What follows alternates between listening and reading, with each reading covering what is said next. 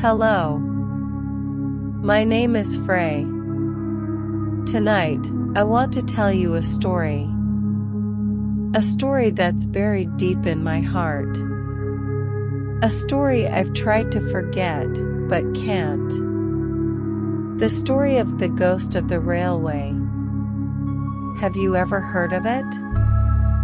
The tale that terrifies everyone in my village. They say, on that old, abandoned railway track, there's something not human. It lingers, pacing back and forth, and sometimes, it looks at you, with eyes you don't want to see. Eyes that are empty, yet filled with sorrow. When I was a child, I loved listening to ghost stories from my grandmother. She'd sit in her old rocking chair, holding a steaming cup of tea, wisps of steam rising from the cup. Her hands trembled slightly. She spoke in a calm voice, but every time she mentioned the railway, she'd say, "If you walk past the tracks at night, you'll hear it." Screams, cries, and sometimes, the laughter of a little girl. It comes from nowhere, but it's so clear you stop in your tracks, turn to look around, but there's no one, nothing. Just silence, and a cold that seeps into your bones. The first time I heard this, I thought it was just an old person's tale. You know? Stories to scare kids from wandering out at night. I laughed, told her, "Grandma, you're scaring me again." But she didn't smile. She looked at me, her eyes serious. She said, "Phrae, don't mess with the railway. That place isn't for the living." I was young then. I didn't understand. But her words, they stuck with me, lingered for years. Every time I passed the tracks in daylight, I'd stare at them, at the rusted rails, and think of her words. Why? Why was everyone so afraid? As I grew older, I started to wonder, why was the village so terrified? Why did no one dare cross the tracks after sunset? I asked my father, my mother, but they'd changed the subject. No one wanted to talk. Some even scowled, saying, "Don't ask about things you shouldn't know." That only made me more curious. I wanted to know what was out there. Why was everyone hiding something? So I decided I'd go see for myself. I'd prove it was just a story, or find out if there was something real. That night, I remember it clearly. The rain had just stopped. The air was freezing. Fog so thick I could barely see. I held an old flashlight, one that belonged to my father. It was heavy and cold in my hand. I left the house, heading for the railway. My heart was pounding. I was scared, so scared. But my curiosity, it was stronger. I told myself, "Phrae, just go look, just look." I walked through the fields, past the towering trees, their shadows looming in the dark. With every step, I felt like someone was watching. When I reached the tracks, everything was silent, an eerie silence. No birds, no wind. Just the sound of my footsteps, crunching on the gravel. I shone the flashlight around. The old tracks, covered in rust, some sections broken, like no one had cared for them in years. I kept walking, looking left and right, my heart racing with every step. I felt like something was following me. But every time I turned, there was nothing. Just fog and darkness. Then suddenly, I heard it. That sound. A faint cry, coming from ahead. I froze. Goosebumps prickled my skin. I wanted to run back. But my legs, they wouldn't move.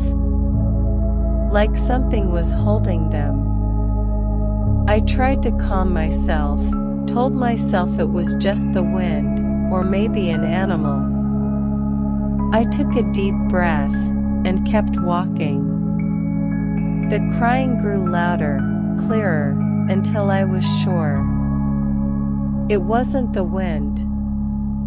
It wasn't an animal. It was a woman's voice, filled with pain. I started to see a shadow, a flicker in the fog. It moved fast, too fast for a normal person. I panicked. The flashlight slipped from my hand. It hit the ground and went out. Darkness swallowed me. I felt a cold that pierced my bones. Not just the air, but something else, something close, so close. I heard a whisper. "Help me, please help me," the voice, it was so clear, like someone was standing right beside my ear. I screamed, and ran for my life. I didn't dare look back. I ran until I reached home, locked the door, and sat trembling in the corner. I stayed there for hours, until the sun rose. But the fear, it stayed with me. The next morning, I tried to convince myself it was just my imagination. Just my own fear. I decided to go back to the tracks, to retrieve the flashlight. I was scared, but I didn't want my father to know I'd lost it. I went to the same spot, searched for the flashlight, but couldn't find it. I looked all day, walking back and forth, until finally I found it, placed neatly on the tracks, right where I'd stood the night before. But what was stranger, the flashlight was on, shining brightly, even though its battery had died the day before. I picked it up, my hands shaking, and ran home, my heart racing, because I knew it wasn't a coincidence. After that day, I swore to myself I'd never go back to the railway. Never. But the story didn't end. One night, I woke up in the middle of the night, because of a sound, a soft tapping at the window. Steady, tap, tap, tap. I got up, looked outside. No one was there. But on the window, there was a handprint. A small handprint, like a child's. Wet, as if it had been raining. I trembled, because I knew it wasn't an ordinary handprint. I closed the curtains, ran back to bed, and pulled the blankets over me, praying for it to go away. But the tapping, it continued, for hours, until I fell asleep out of sheer terror. From then on, I started to dream. Dreams of a little girl. She wore a white dress, her long hair soaking wet. She stood on the railway, looking at me. Her eyes, they were empty, but filled with sorrow. She said something, but I couldn't hear. I just felt she wanted me to help. Help with something. But I didn't know who she was, or how she died.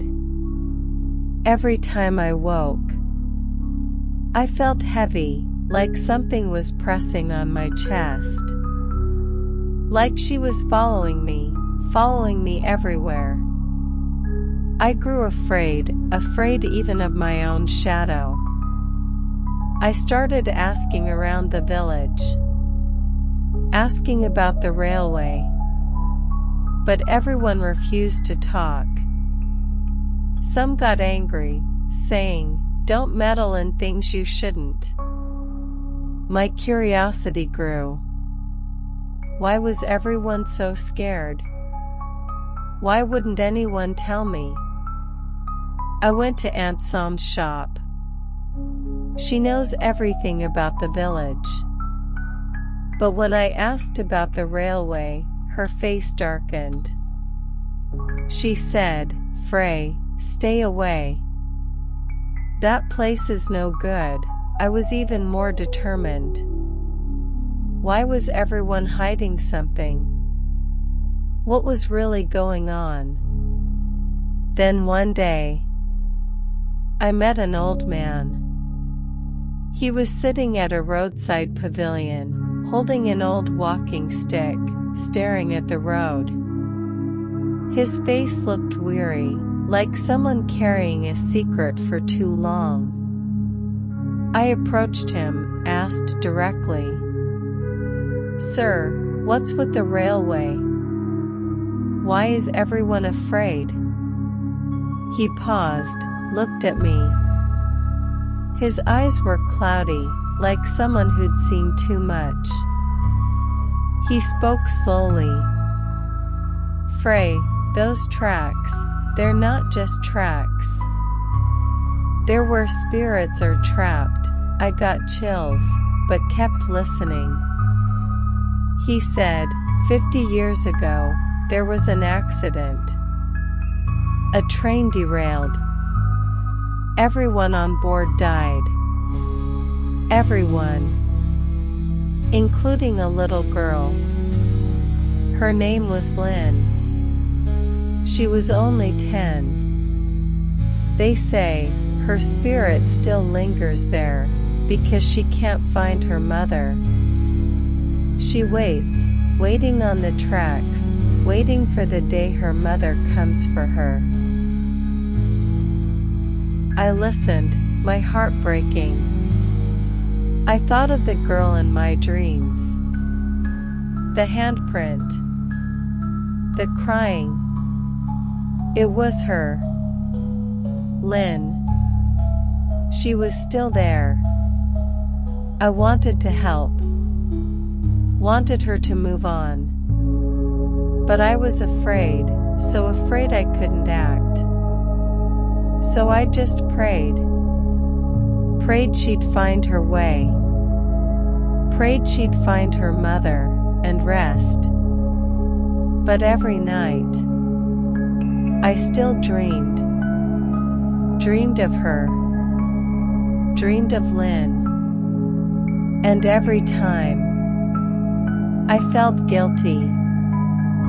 Felt I could do nothing. Felt I'd abandoned her. Left her to wait forever. But the story didn't end.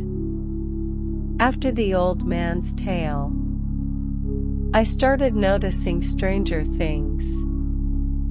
I began hearing sounds. Footsteps, pacing outside the house at night. They weren't heavy, like a child's footsteps. I was scared, but tried to tell myself it was just a cat, or the wind. Until one night, I woke to the sound of singing. A little girl's voice, singing a lullaby. It came from outside. I got up, looked out, and I saw her. Lynn. She stood in front of the house, her white dress wet, her long hair covering her face. She looked at me and smiled. A smile that wasn't human. I screamed, closed the curtains, and hid in my room. I sat trembling, praying for dawn to come. The next day, I decided to visit the monk at the temple. I told him everything. About the railway.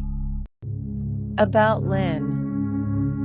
He looked at me calmly and said, "A spirit that waits needs release.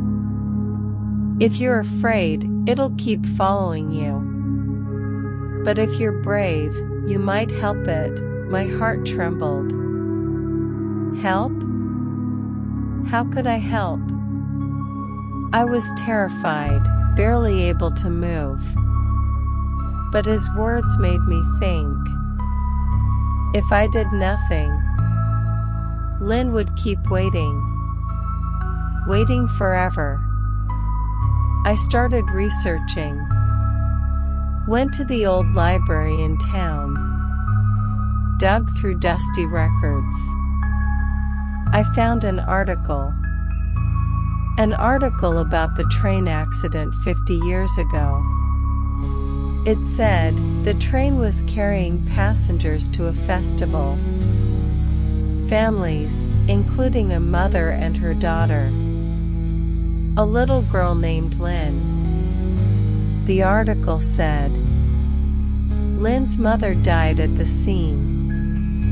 But Lynn's body, it was never found. They thought she was trapped in the wreckage, or burned in the fire. I read it and cried.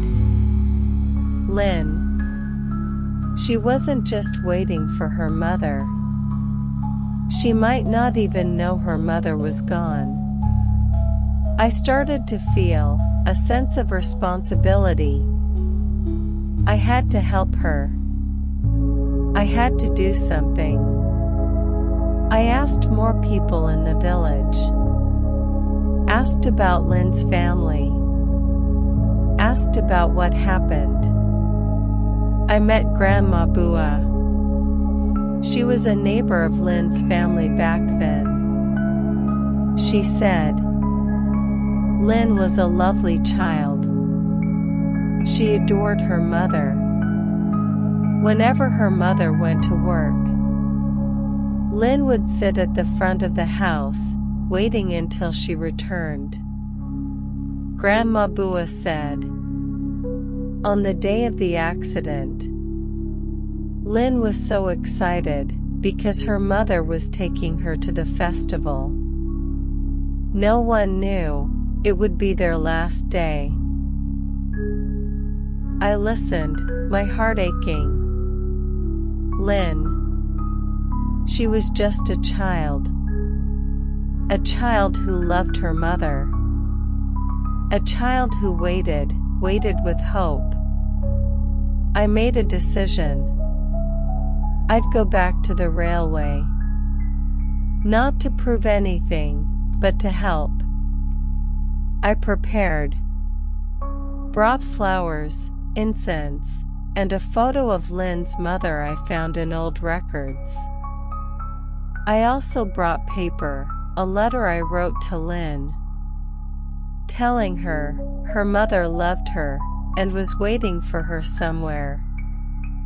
That night, I went to the tracks, my heart pounding.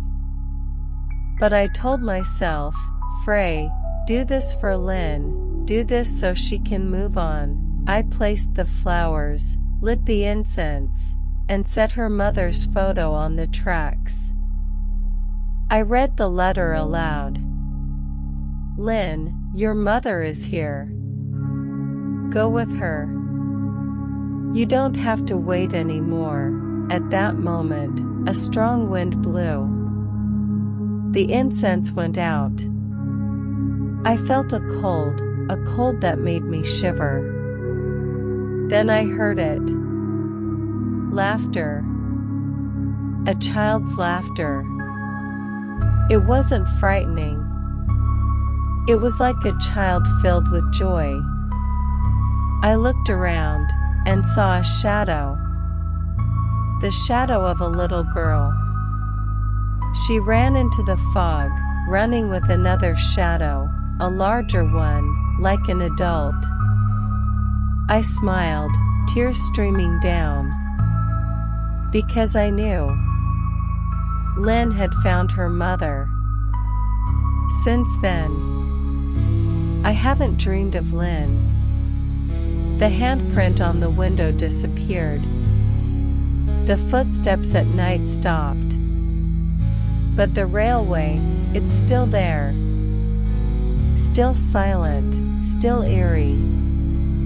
The villagers still avoid it, still fear it. But me, I'm not afraid anymore. Because I know Lynn has moved on. She's at rest. She's with her mother. But sometimes I still think of her. Think of the little girl who waited with hope. I started to wonder. After helping Lynn, I began hearing other stories. Stories of other spirits. Spirits that might still be trapped at the railway. Someone said, besides Lynn, there's a man. He was the train driver. He died in the accident. They say, his spirit still walks the tracks, holding an old lantern, like he's still on duty. I don't know if it's true. But I started to feel, the railway, it's not just a place. It's like a doorway. A doorway between the world of the living and the world of the dead. I began studying more. Visited the library often. Read old records. I found stories of others. Others who died in that accident. There was a young woman. Her name was Jan. She was a teacher. She boarded the train to teach, but never reached her destination. They say, her spirit still sits on the tracks, holding a notebook, like she's still waiting to teach her students. I listened, my heart sinking. Why? Why can't these spirits move on? I decided I wouldn't stop with Lynn. I'd help the others. Help the spirits still waiting. I started going to the railway more often, bringing flowers, incense, and sometimes I spoke to them. Told them, you don't have to wait anymore. Go rest. I don't know if it truly helps, but I feel a sense of peace. Like they're listening. Like they know. Do you believe in ghosts? I never did. Until that night. The night I met her. Lynn. She was more than a ghost. She was a child who waited with hope. And now, she's gone. But I still wonder, are there other spirits out there? Others still waiting on the railway? Are you brave enough? Brave enough to walk there. Brave enough to listen to their voices. Or will you be like I was at first, afraid, and leaving them to wait forever? But if you're brave, if you reach out, you might change something. You might help them move on, help them rest. And maybe, just maybe, you'll find this world, it's more than what we see.